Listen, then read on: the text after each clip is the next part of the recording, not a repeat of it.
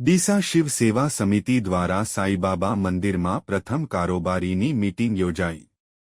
ડીસા શહેર શિવ સેવા સમિતિ દ્વારા સાઈબાબા મંદિર ખાતે પ્રથમ કારોબારી સભ્યોની મીટિંગનું આયોજન કરવામાં આવ્યું હતું, જેમાં આગામી કાર્યક્રમો વિશે ચર્ચા કરાઈ હતી।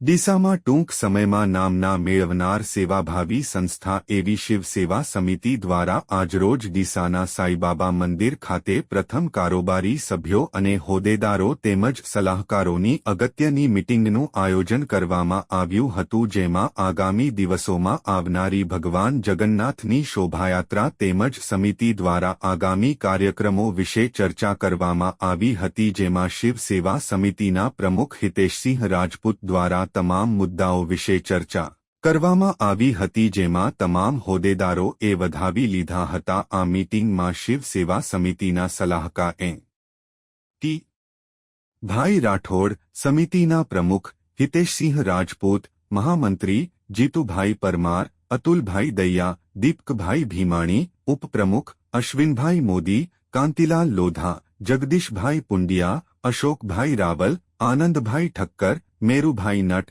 સહિત કાર્યકરો અને હોદ્દેદારો હાજર રહ્યા હતા અને આ મીટિંગની આભાર વિધિ સમિતિના મહામંત્રી દીપકભાઈ ભીમાણી કરી હતી। આ મીટિંગને સફળ બનાવવા તમામ હોદ્દેદારો હાજર રહ્યા હતા।